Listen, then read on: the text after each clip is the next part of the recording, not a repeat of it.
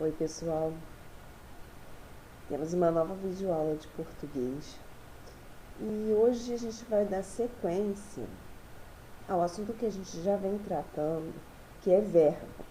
Nós já falamos sobre conjugação verbal, sobre locução verbal, sobre flexões verbais e hoje efetivamente a gente entra no primeiro modo verbal, que é o modo indicativo. Então vamos lá.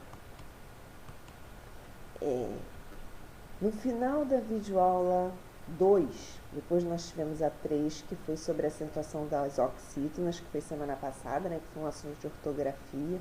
Então, no final da videoaula 2, foi a nossa primeira videoaula sobre verbo, quando nós abrimos a gaveta da nossa cômoda referente à classe gramatical verbo.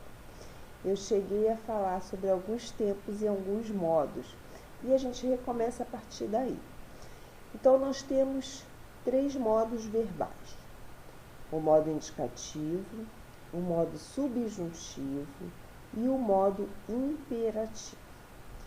O modo indicativo e o modo subjuntivo têm os seus tempos verbais. Já no caso do modo imperativo, não se costuma dizer que tem os tempos verbais, tem 2 formas verbais, ok? Então, chamam-se modos as formas que o verbo pode assumir para indicar a atitude do falante. Que atitude pode ser essa, De certeza, de dúvida, de suposição e algumas outras.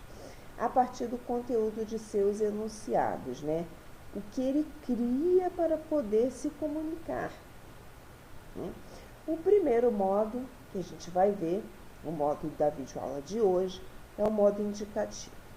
E esse modo indicativo, de acordo com essa atitude do falante, ele é usado para transmitir um acontecimento certo e real.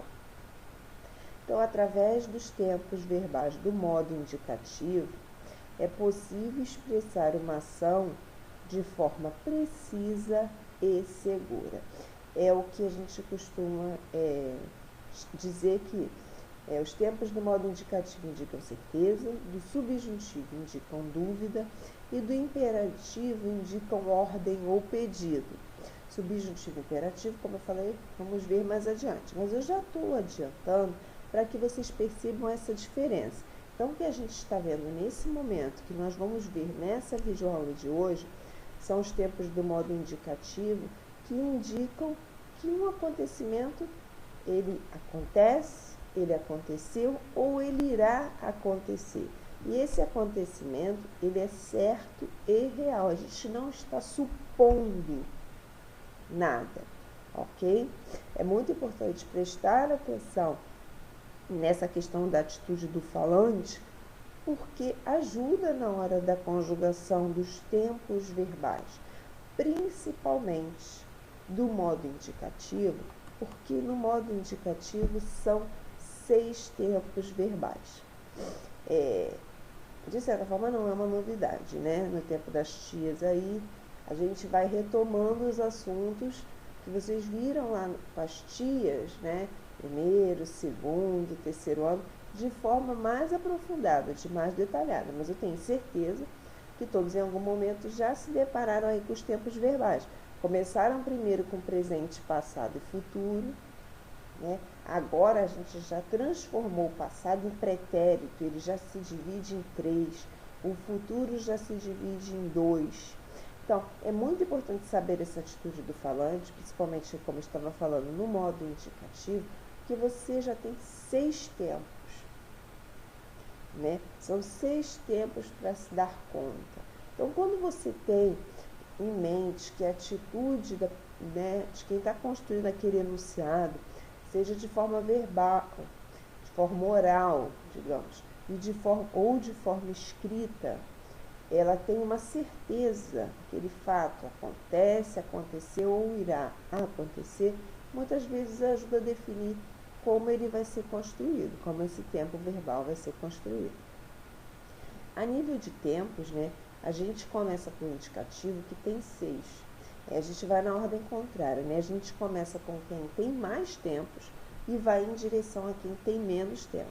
Então, a gente começa com o indicativo que tem 6, depois o subjuntivo que tem 3 e, por último, o imperativo que tem 2 formas, ok? Eu falei a quantidade aí para, de certa forma, tentar deixar vocês motivados, né? Quem pensa assim, nossa, o indicativo tem 6, será que o subjuntivo tem 10? Não, a gente vai na direção contrária, né? A gente começa pelo que tem mais tempos e vai em direção aos que tem menos. Então, 6 tempos de modo indicativo, o presente que não subdivide, pretérito, são 3 pretéritos, aquele lá que a gente começou estudando como passado, ele se transformou em pretérito, ele ganhou, né, um novo nome e se subdividiu em 3, pretérito imperfeito, pretérito perfeito e pretérito mais que perfeito. O futuro do presente e futuro do pretérito. A gente começa falando do presente. É empregado como forma de enunciar um fato atual. As ações do presente ocorrem enquanto são faladas. Querida, estou à porta. Ok, está quando a porta? Agora. Revelo minhas intenções. Agora, já tem até aí o agora nessa segunda frase para reforçar, né? O verbo estar conjugado em estou, o verbo revelar conjugado em revelo, né? No presente, ações que acontecem nesse exato momento em que são faladas. O primeiro pretérito, imperfeito, expressando continuidade e de duração no tempo, indica uma ação ocorrida no passado, isto que é pretérito, mas que não foi completamente terminada. Todos os dias eu ia para a casa da minha avó depois da escola. Quando eu era jovem, Marcelo nadava 90 piscinas. Então, ações ocorridas no passado, mas que não foram completamente terminadas. Temos o pretérito perfeito, que indica uma ação que ocorreu num determinado momento do passado. Eu ganhei o concurso de ortografia da minha escola. Helena foi ao cinema com Pedro. Né? Ações que aconteceram em um determinado momento. Como eu falei, aconteceram, estamos vendo pretérito. E temos o mais que perfeito. Eu costumo dizer que quem escolheu os nomes, né, desses pretéritos do modo indicativo, escolheu de uma forma que não facilitou tanto. Por quê? Quando eu falo do pretérito mais que perfeito, ele é o mais incomum. Ele é, digamos assim, mais esquisito. É o que a gente menos usa. E o nome dele é o mais que perfeito. Eu penso que poderia ser numa outra ordem, né? Porque o professor também questiona. Não são só os alunos que acham complicado, acham difícil. Não, o professor também sabe onde o ponto é mais complicado, onde o ponto é mais difícil.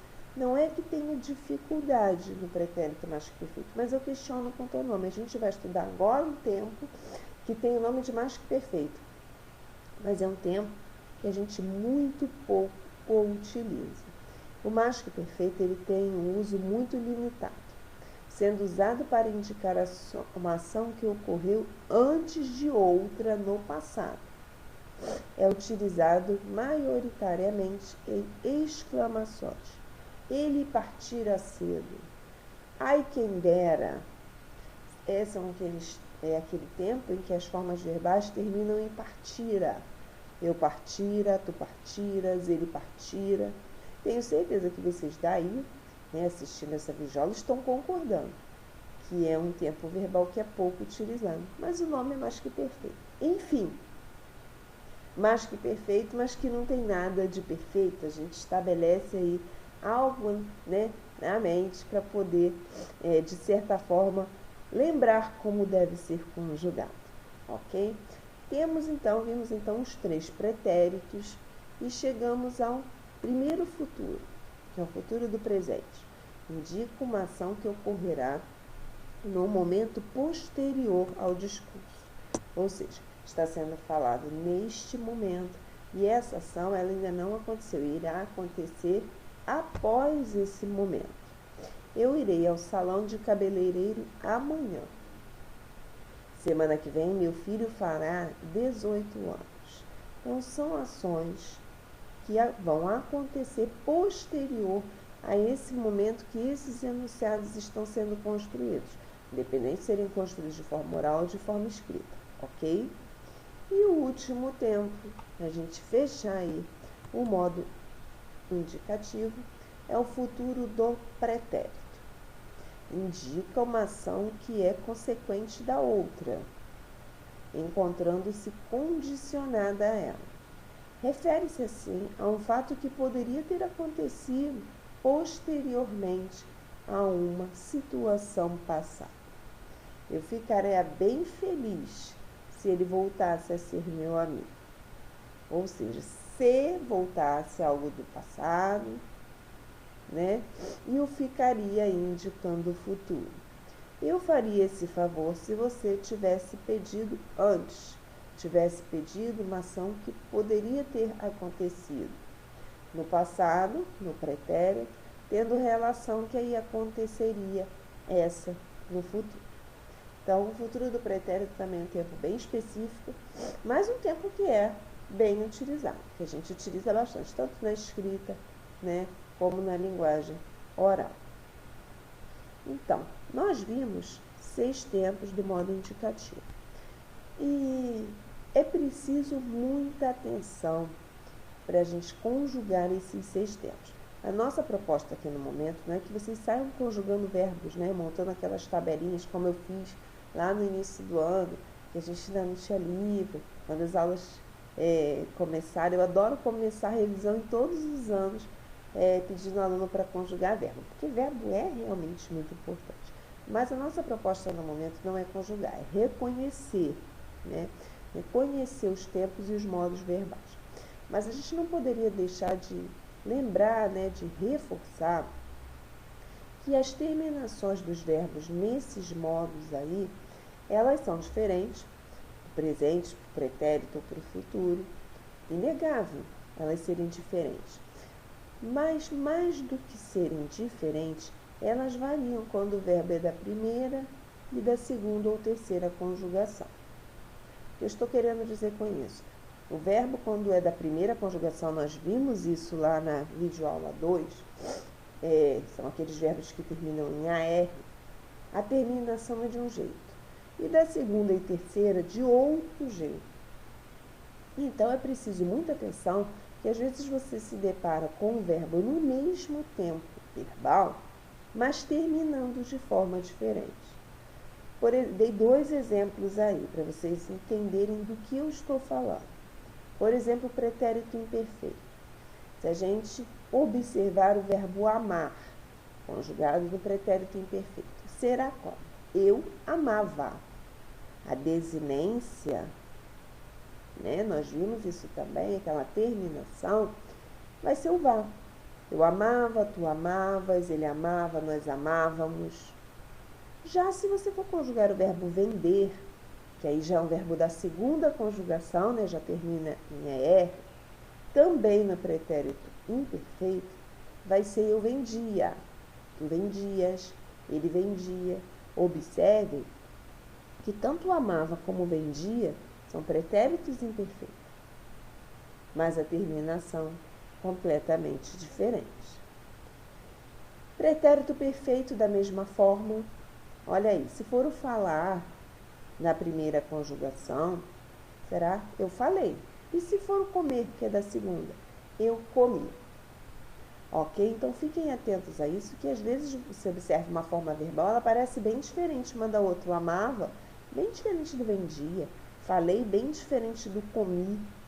Mas, tanto amava como vendia, pretérito imperfeito, tanto falei como comi, pretérito perfeito. Em alguns tempos pode acontecer semelhança, ok? Eu não estou dizendo que isso é geral, não estou estabelecendo como uma regra. Por exemplo, no futuro do presente será eu amarei e eu venderei. Né? Então, o irei vai comandar o amarei, tu amarás, ele amará, eu venderei, tu venderás, ele venderá, bem semelhante. Mas em alguns tempos é bem diferente, ok? Então fiquem bem atentos. Vimos modo indicativo, vimos os tempos, vimos o que ele indica, vimos os tempos, tempo a tempo e 6 tempos do modo indicativo. Veremos ainda subjuntivo e imperativo, mas em outro momento. Fiquem bem, continuem se cuidando, que em breve daremos continuidade. Até a próxima, pessoal!